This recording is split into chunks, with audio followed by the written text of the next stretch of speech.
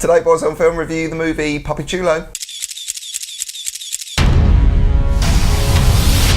I should say, if you are new here, we are Boys on Film. Raj Rudolph is from eqmusicblog.com. Hey Phil. And we review movies and TV shows Monday and Friday. Yeah. Every week. Yeah. For you, for the love. Pretty much, yeah. Yeah. So today, Papi Chulo, I haven't actually seen this. This was at the BFI London Film Festival. Yes, this was on my hit list at BFI London Film Festival this year.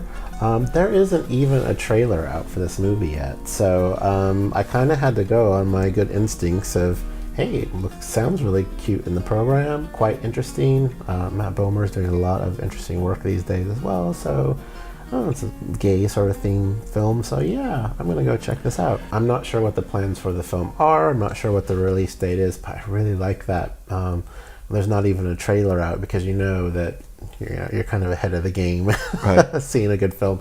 And this was a fantastic film. It was my favorite film of London Film Festival this year.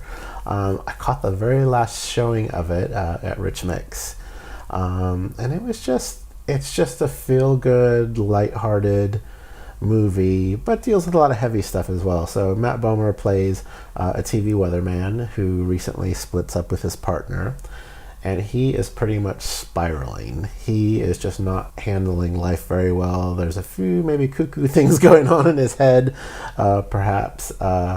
And he goes to paint his deck one day because he thinks he can do the decorating job by himself, and he ends up hiring a migrant worker who's hanging outside of the hardware store, as some of them do in that area of California. You kind of just pick up a migrant worker like you would a hooker. Hey, do you want some work? They get in the car and you take them to your place, and instead of doing the nasty, they do the painting.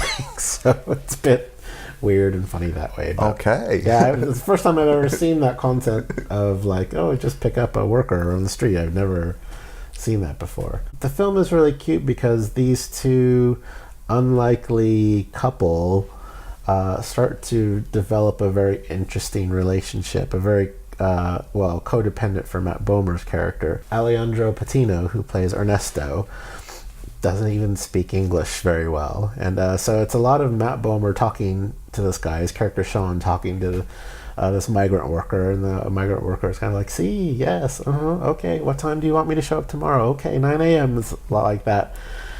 And Sean just keeps taking Ernesto out for these little micro dates instead of going to paint the deck, which has been hired to do.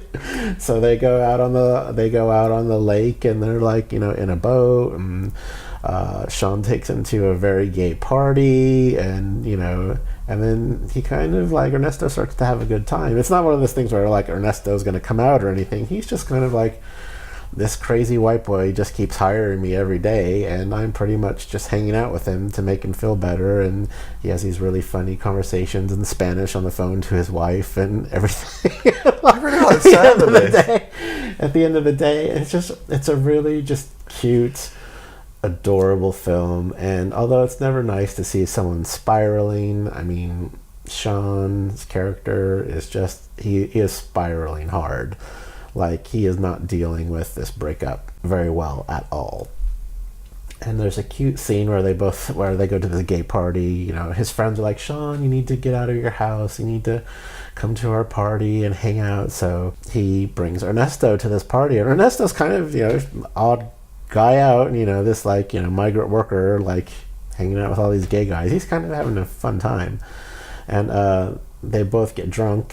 And in the back of the Uber going home, Madonna's Borderline comes on, and Ernesto actually knows the words to that song, so there's a cute little moment in the back of the car where they're singing Borderline together. Who doesn't know the words to that? It's this cute little scene where they just kind of bond, and it's a very human moment, and it's absolutely adorable. And the film does have a bit of a twist at the end, which you're just kind of oh, okay, they got me there, because they really got me. And then the tears start flowing. It gets a bit emotional, and But it's just, all in all, it's just a fantastic little feel-good film. Now, Matt Bomer obviously was a draw for you for this film, I would imagine, because you're a fan of his anyway. Yeah, I can't say I'm a huge fan of his, but I'm just noticing he's picking some very interesting roles lately. So, we saw him in anything, didn't we? Anything, Yeah. he was fantastic.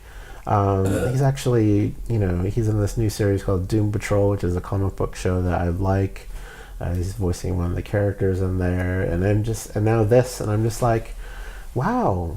He's not typecast at all, is he? American Horror Story as well. all the roles that I've seen him play, not necessarily that I've seen him, but I know about him playing, they're very different characters, each and every one. I'm kind of just, obviously he's a very attractive actor, but he's really picking some interesting roles and taking a few risks lately, which I think is very admirable. It's very healthy, I think, if you're an actor. Yeah, and I just think he was super right to take this role on. He was absolutely amazing in it, and I just wish people could see the trailer so they could really feel. There is no trailer. There is no trailer yet, so I'm just like, so you can't see it. I know, so I think it's probably going to do like the gay film festival circuit next. Because Flair's coming up as well. Flair's coming up, so I bet you it'll be on Flair. Do you think it will be? Yeah. Do they duplicate? Because obviously it's been on at the London Film Festival and the BFI Flair. Yeah, they do that. So I'm pretty sure that it'll come on to some more gay film festivals, because I think it's only shown in Toronto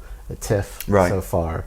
So I felt really lucky to see it, and I'm definitely going to go see it again. It's just a cute movie, and it's just it's just kind of one of those little everyday movies that makes you feel good. So what was it you liked? Well, you've obviously told us what you liked about it, but what didn't you like? Was there anything you didn't like about the movie? I can't say there wasn't anything I didn't like about it. I mean, I just wanted to know what happens next, really. Was it sad? Did you cry? At the end, it's quite sad. Right. Yeah, it's quite sad. I'm not going to lie. I mean, any film that invokes emotion like that for me, that's when I know the film is good. I love that kind of film. Yeah. And, you could just curl up on the couch with some popcorn and watch this, on demand when it comes out. You could go, take a date to the movie. You could have a nice, after work movie session on your own with this film.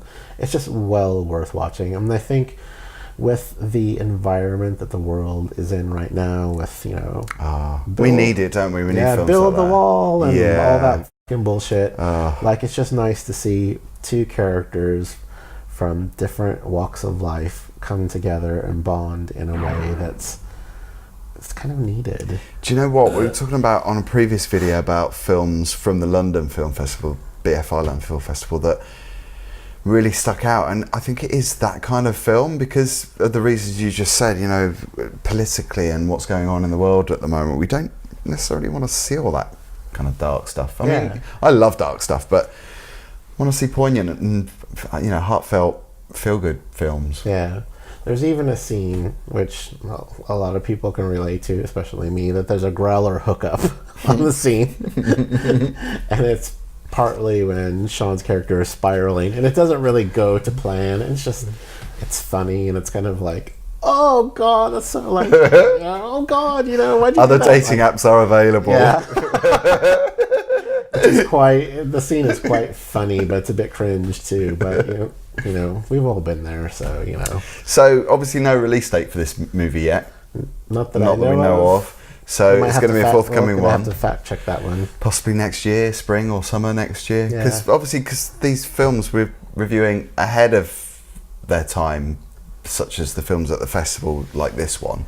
But I think it's worth talking about, Phil. Absolutely. I think we need to release this video ahead of time and get the word out, and then when the trailer comes out, we should bump it. Absolutely, I agree. If we get any more press tickets for this, let me know, because I will definitely go see this again. No, I'd like to see it from your description.